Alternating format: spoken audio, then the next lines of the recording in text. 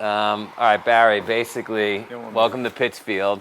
You're going to the top of that mountain. There's about 1,100 steps to climb, and it'll be a piece of cake. You'll love it.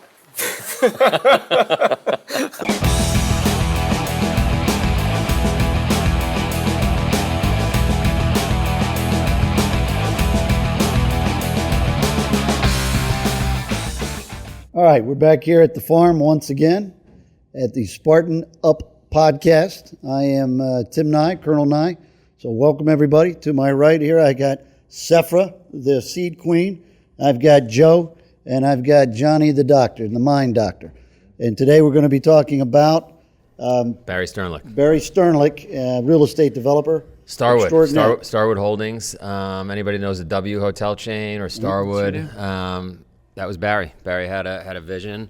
I don't want to get into exactly what he talks about in the podcast, but one thing he does say is he was busted at 31 years old. He lost his job. He was actually collecting unemployment. So anyone who says, "Hey, it's too late. I didn't go to school," this, that, I was actually shocked that a person could amass the level of wealth and success this person has done in such a short period of time that late in life. Because that's pretty rare. That's not. Well, 31's not like so late in life, is it? Well, to now massive fortune. To start then, you'd think you would have started. I know. Yeah, I think you would have started younger. To start a business. How many of these broadcasts have we already done where whoever it was started at a very early age to achieve that greatness? So, I guess he had started, but on a different path. Let's find out how he does it. Yeah, let's find out how he does it. Let's do it. Ready? We are here, Spartan Up the podcast at Amy Lodge in Pittsfield, Vermont. It's a little cold. I don't know, what would you say, 40 degrees? Yeah, something like that. We're with Barry Sternlicht. He is superstar when it comes to real estate and hotel investing, probably one of the best in the nation. Created the W. Mm-hmm. How many years ago was that? The first one opened in 1998. First one in the world. Yeah. And was that the beginning of your real estate empire? Was that the first idea you had? Or? No, I kind of got fired from my job when I was 31, so that was 1991. When you're 31 years old, most people feel like they're past their prime even at that point, right? And you had the gumption to pick it up and really just begin at that point? Yeah. I found my classmate from school and a kid from college, and the three of us, we formed a firm in Chicago. And I convinced some guy to give us a couple $1 million to invest, and we started buying apartments. In Chicago? No, all over the place. In Denver, Greensboro, South Carolina, San Antonio. We actually did a little work, figured out where the best apartments markets were, and spent about 3 or 4 months just researching it. And I borrowed the money to pay us a salary. So you, in other words, you raised enough money to invest, but you didn't raise enough money to pay your bills. No, and I didn't have a kid yet. I wasn't married. I actually was married, but no kids. So I decided it was a good time to set off on my own. I would never take the risk after I had a little guy that was depending on me to succeed. So this was sort of high risk, high reward. So it's 91. You raise enough money to buy buildings. By the way, that's like a trough in the real estate market. 91. It's a crash. Right? It was the crash. It was the first savings loans crisis. Yeah. So I did everything different than my prior boss, who I'd been with. I went to cities that he wouldn't think of investing in. Like he'd go to Dallas and Houston because the institutions went there, and I went to San Antonio because it was more Hispanic, but they actually never moved out of apartments, and they had high occupancies, and rents didn't justify new construction. So we did a lot of things in the inverse of what. I also structured our firm differently than my prior. We took no fees or anything until the investors got their money back. So they liked that because I aligned my interests with them. And we've kept that structure now for 23 years. So that was smart. So investors were excited, right? You weren't, a lot of times with a hedge fund, people are making money before the investors make money. Our management fees just basically covered our salaries, which were modest. And we took it all at the end. If we did well for the investors and gave them their money back, we got a cut of the profits. So 91, you're only talking about a 20-something year run. You've amassed a hell of an empire. And this, you think this was due to the structure? Is it due to the fact that real estate exploded from that point? A combination of both? I'd like to say it's hard work. That's right. What I'm going to say it was. Hard work. And I was telling you earlier, briefly, that I did go to school. I was a liberal arts major, and then decided to go to business school to actually learn some skills because I didn't learn anything. really, I learned to think as a liberal arts major, but I didn't really learn like how to balance how to read a balance sheet or how to be a business guy. So a lot of it was common sense, I think, which is underrated. But I worked really hard, and I like to say perseverance is genius in disguise. I actually saw it in a fortune cookie when I was in high school, and I kept it until I lost my wallet. How long? I kept it in my when wallet. did you lose your wallet? Probably when I was 24, so I had it for like 8 years, Right. and then lost my wallet. But somebody recently gave me a silver cookie with perseverance is genius in disguise in it, a silver fortune cookie, which is fun. I like and that. the nice say is luck is when preparation meets opportunity. That's a great So you thing. create Yeah. your own luck, right? And the other two things that I heard in business school, which I've always thought about, was be careful where you set your goals because you may achieve them. Right. And I think that really defines my career. Today we're a $40 billion asset manager. We're one of the largest in the world. And if I ever thought it was crazy, I would have stopped. Back in the mid-'90s, we bought ITT, Sheridan, which was a $14 billion company. And we were sort of a startup, and we're bidding against Hilton hotels. And everybody knows Hilton, but nobody ever heard of a Starwood. And I was going up in the elevator at the St. Regis in New York, and it was a national television. I'm like, what am I doing? I don't know how to run a company. So I didn't get scared. I just did it, right? And I figured it out. And I made sure that I brought good people in and got the skill sets we needed to not go bankrupt and build a successful enterprise. So Have you had any dips along the way over these 20 plus years? Sure. With the latest financial crisis in 07 and 08, many of our funds, when we call them go out of the money, meaning that we could see that we were barely going to return on our investors' capital. We've made some mistakes that were there. I look at financing and investing a little like everything else in life. It has mechanical failure and pilot error. And I'm okay with mechanical failure. I mean, we couldn't stop the financial crisis, but I'm not happy with mistakes we make. So you just retool yourself and you learn a lot. We learned a lot from the crisis, and it was really grim days. Also, when I came back, I was running Starwood Hotels, which I started 10 years in 1995. And I ran it, and I was a founder and CEO and chairman for 10 years. And I left in 2005. When I came back to Starwood Capital Group, my private firm, we were in a good spot. I had to sort of ramp it up. Starwood was basically what you purchased for the $14 billion. That became Starwood? No. So I started Starwood Capital, the private firm, when I was 31. At 91. And then we rolled in a bunch of assets into a public company, and that became what became Starwood Hotels. Got it. And I ran both of them, but my day job was running Starwood Hotels from 95 to 2005. And in my evenings, I kept Starwood Capital, my private investment firm, that did all kinds of real estate, not just hotels, alive. Got it. And then when I left in 2005, because I was tired of running a public company, I went back to Starwood Capital, and that today has become Big business. a big business. And your dad was a Holocaust survivor, so it wasn't just the fortune cookie. I mean, I'm sure he gave you some lessons along the way. When your father was 9 when the Nazis threw him out of his home, and his my grandfather was sent to a Russian work camp. It's always better than, it's always good, right? It's always good. It's always good. There's It's all good, right? It could be worse. Man, you're like, exactly. Whenever you think it's bad, it could have been worse. And it's a great country. I mean, my father. Did he say that? Was that something that resonated around the house? Like when you said, I don't really like the cereal. He didn't ever want to talk about the war. I mean, he didn't talk about the war. It was only when I was 38, I took him back to Poland, where he left Poland. He walked and fought with the partisans in the Czechoslovakian mountains. The Russians rescued him. And I asked him if he killed anybody. It took me 38 years to ask him. My siblings never asked him, and he did shoot a few Nazi guards. Wow. So I figured maybe be tough, kick me down, and that's what keeps me going is, when there's adversity, I just want to prove everyone wrong. I just get up and I'm going to beat the shit out of people. Yeah, right. Not really, but I mean, it's not that. It's just, it makes you tough, right? And you're just an amazing country. You can do whatever you want. You can, and you really All you got to do is do it, right? You just got to actually do it. Yeah. Hope isn't a business strategy. Yeah, right. Right? You got to make it happen. And you can. And it's really, look, everyone has 24 hours in a day. How you choose to use them is up to you. It's this fair world, right? And you can do whatever you want. And I always wanted to make enough money that I wouldn't have to worry about things. And for my kids, that they could do whatever they want and they'd just be happy.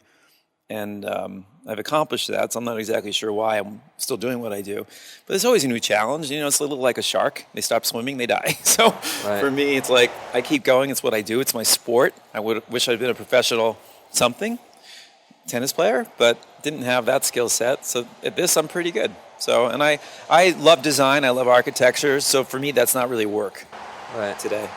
Yeah, you got to do what you love. So one of the things we try to talk to Spartans about is you got to define true north for yourself, right? What you got to start with your legacy. What do you want your legacy to be? So when did that? Was that in '91? When did that happen? Like, this is what I'm going to do. No, it's always been just sort of ad hoc adventure. I think as I've gotten older now, I think about my legacy, and I think that chapter's not even been written for us and for me.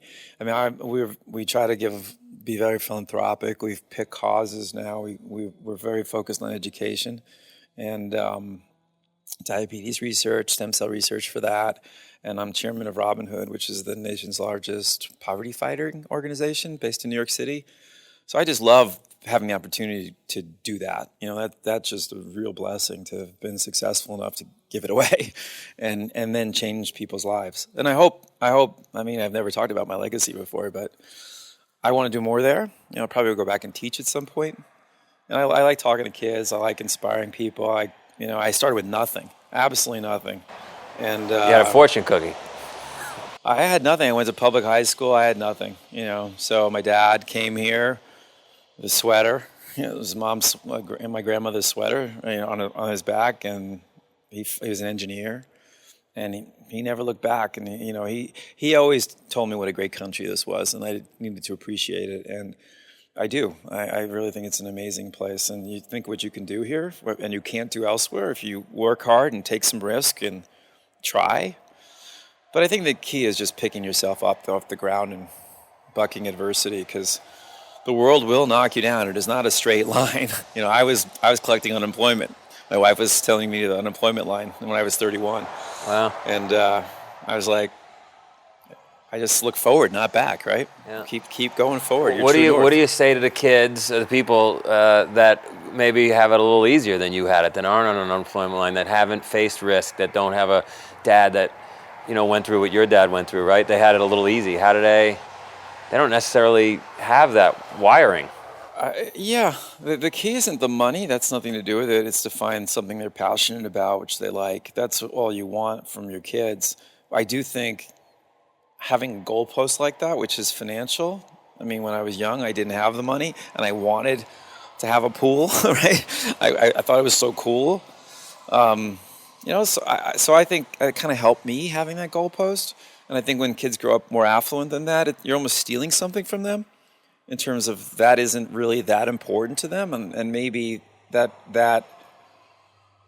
they bounce around the walls a little bit more. They explore. I just hope they recognize that if they want to be a park ranger and just be good at it, be the best you can be, and I'd be totally happy with that. An artist. I wanted to be an artist. My mom told me I'd starve.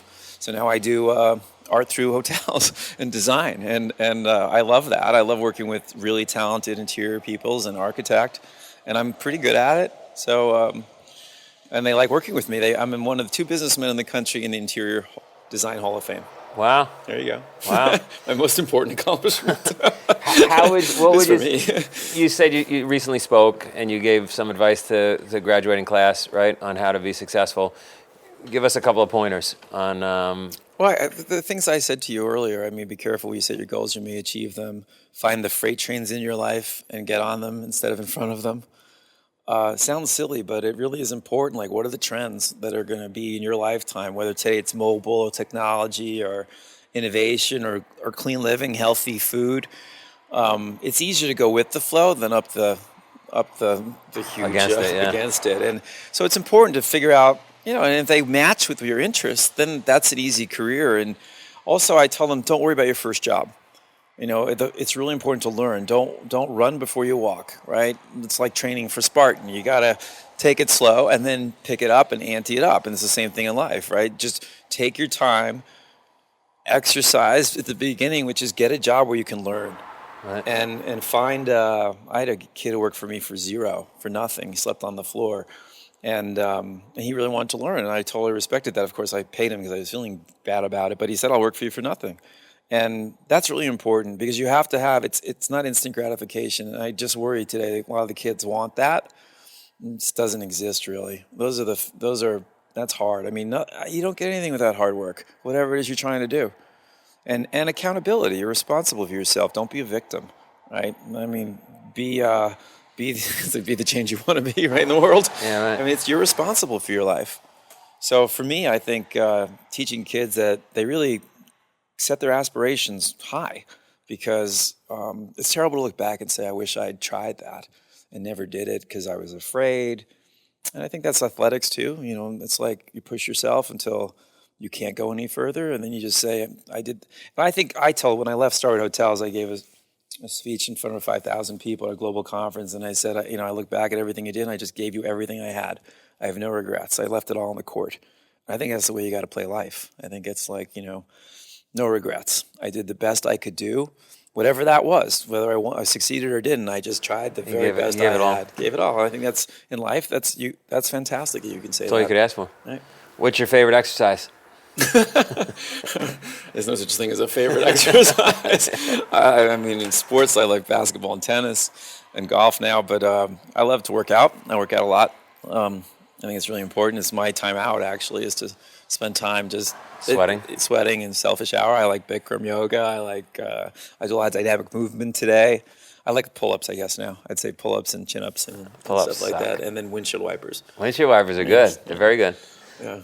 All right, cool. Anything else? I think we got it. That's it. You listen to this, and you'll be successful. That's it. There you go. You don't need anything. Just leave it all out Just there. add water. Yeah, amazing story. But, to be honest, here I am, 29, and I've amassed, 2 or 3 teepees over the past couple of years. So as a fellow hotelier, I can say I think it's a great story. But You can't really compare 2 or 3 teepees to what he's done. I mean, yeah, you it's had all about the ratio. Well, you can compare it. It doesn't have to be favorable. Yeah, I mean, and you're not running at like 95% occupancy. No, sure. The chipmunks are always coming. I'm going to tell you, I've stayed in W hotels. They're magnificent. I've not stayed, but I've hung out in that teepee. I think they are comparable. Time out. Pretty Time out. spectacular. You get fire. Unfortunately, we don't know if Sephra will be back. We've had some technical difficulties. One of our lights caught on fire thanks to a large fly. Exactly. And I was a little concerned when Colonel Nye yelled fire, I ducked. I'm going to be honest with you on that one. Yeah, well, I didn't rush right over, but I guess I should she's have. back. All right. She's back. Fire okay? Okay, So- we're on camera there. So our hotelier is back, which is fantastic. Joe, you had a great conversation there. Barry's awesome. Great story. Anybody that has built a business or built something, TPs, knows how difficult that challenge is, right? Or doing a race. This is a race of a whole different magnitude. This is the equivalent of running around rather than doing a 100-mile run. What this guy did is he ran around the entire world with no shoes. Yeah. Right. Because that the magnitude, that number of employees, probably on the scale of the military, you'd get it. It's hard to make that all work, right? And raise the funding and make sure the bills are paid and do all that construction. And he manages $40 billion worth of real estate right now. It's astonishing. Astonishing. Yeah, and again, we've talked before about the hours in the day and people who spend time being bored and looking for something to do. There's always something to do. Well, I spend time with him. There's not 3 seconds of free time in his life. Not 3 seconds. Yeah. He's moving. He's on the phone. He's thinking. He's making it happen. Sure. Now, and there's a whole other conversation there, too. I know Sephra talked before about how important it is to sit down and be still in nature, and it might have been a while since Barry's done that. So there's the idea of balance, too. And you're around a lot of successful people. What do you think about that whole balance piece? Well, so what I like about Barry is he stays fit. Mm-hmm. He eats healthy and he stays fit. And what drives me absolutely nuts is that CEO or CFO or CEO, whoever he is, that high-level ranking officer in the organization that goes off the tracks, is drinking soda every day, gets completely unhealthy, retires, amassing this great business card and this wealth, and then goes fly fishing in Montana and dies. Yeah, sure. Doesn't make any sense. Yep. Right? You were able to play it at your A game on this side of your life, and you couldn't get it together over there. I don't understand They it. say going pro on both sides, right? From Yeah, the podcast, yeah. If you're gonna go pro, go pro. Yeah. Yeah, cool. And I heard the soda dig one more time, so I didn't really respond to that. But anyway, I was also taken by when he was talking about risk, and he said he did this at 31, and he was married but not yet had any children. And it was interesting that he said, if I'd have had children, Might not have done it. I don't even know if he said might not. I think he said I wouldn't have. But either way, just the fact that comes into play, that he did a risk assessment essentially, right? And what am I willing to risk? when I have that responsibility of a wife. But where does that responsibility that grows? struck home with you, because I remember a story you told me when you were hanging out of a tree in a parachute getting shot at. Right. I came home. This was years and years ago. Although it's interesting. When I was 31, and we had gone down to Panama and we jumped out. And I ended up in a tree, and I ended up with people shooting at me, and they came very, very close. But anyway, I thought about it when I came home, and I told my wife I ended up getting a vasectomy because I thought, I'm going to continue to do this for a living. And it'd been a shame if I would have left 2 children behind. It'd be doubly shame if I leave 4 or 5 behind. Sure. So I went out and got that fixed because exactly I wanted to continue doing what I was doing, but I didn't want more risk. No, that's completely fair. I was lucky when I was young. A 50-year-old, very successful guy said to me, "You need to take the risk now. You need to go for it, because once you're married and have kids, you're not going to be able to." And you don't understand that as an 18-year-old kid. Mm-hmm. But thankfully, I listened to him and I went for it. Yeah. But you think when you think of a business as an endurance event, you think of a hotel, somebody who owns that many hotels. What's the finish line, right? I mean, how do you even mentally prepare yourself for an endurance race like that just has no end, conceivably, right? It's like TPs everywhere. Booties everywhere. That's a great question. When you put it, how do you mentally train for that? When you put it in a racing context, I know a lot of our viewers will be coming from a racing background, or at least getting into racing. A lot of people think that the ultimate race is a marathon, right? 26 miles. How do you run a marathon? You say you go left foot, right foot for 26 miles. But we see a lot of people run a lot bigger races across the country, 1,000 miles, 500 miles right here in the backyard. 7 marathons in 7 continents in 7 days. And the answer is left foot, right foot until you get to the finish line. So here's a guy who's built this massive real estate empire. You know how he does it? He gets up and he works every day, and his finish line just happens to be further out. And so he's just working for a bigger goal. So I think that it all starts with making your bed in the morning. Sure, yeah, right? Exactly, absolutely. He makes 8 million beds. He makes 1 million beds. That's right. Well, it's interesting though. What is it that others saw in him? Because we talk a lot about leadership. Or what he saw in himself. Well, what he saw in himself, but he had to sell himself because he didn't have money. Yeah. So he had to go get the investors, and he talked about having the money. The money that he had, he got it, and then they have to pay couldn't make himself. payrolls, couldn't pay himself. Right. Yeah. So, but he's got to go and convince somebody that he could.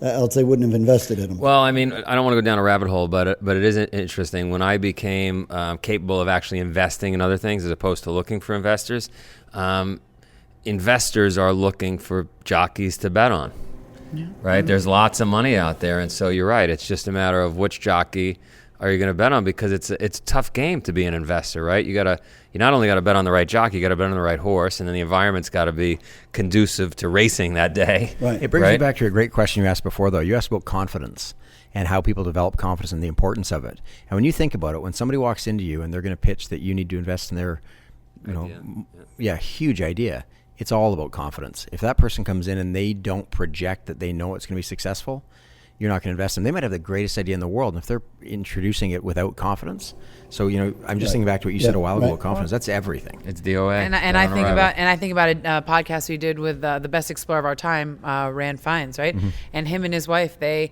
got 1,900 investors over 7 years where they didn't get paid for anything to go find the lost city of Arabia, or for one of their expeditions that took them 8 different times, right? And that's complete dedication, complete confidence, and having a belief in something. So I think you're exactly right. And ultimately they were successful, but it's because they were able to push through that and overcome those obstacles, right? Yeah, absolutely. It's amazing how many different expressions of success we're seeing. Here's a guy who's incredibly successful on a business front. We've seen other people who they're not defining it by financial means. You've got a climber. I don't know if we've seen that one yet or if it's coming up, but great guy. Probably doesn't have a couple of dimes to rub together, but he's living a very successful life on his own right. So that's part of what really fascinates me, is how many different definitions of success you're finding.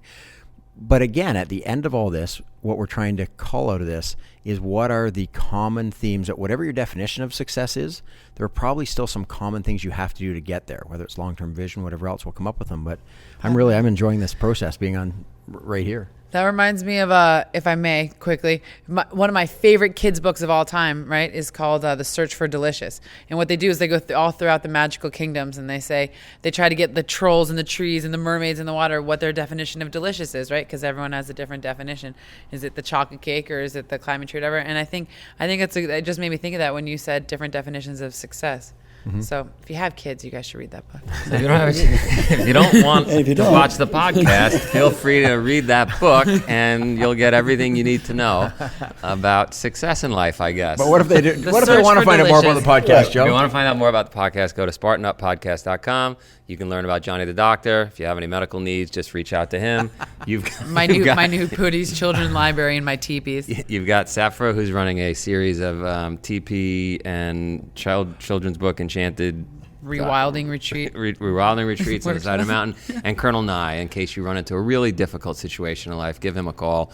And I'll call some of my friends. Fire starts. Call some of his friends, and the problem will be eliminated. Thank you. The Spartan Up podcast is brought to you by Spartan Race Incorporated. To find a race near you, visit Spartan.com. Interviews were conducted by Joe DeSena with help in the UK from Del Grismo, video and audio production by Marion Abrams, with audio post-production by Aaron Moore. Thank you for listening to another epic story of success, and don't forget to visit SpartanUpPodcast.com to find videos of every episode along with notes and lessons.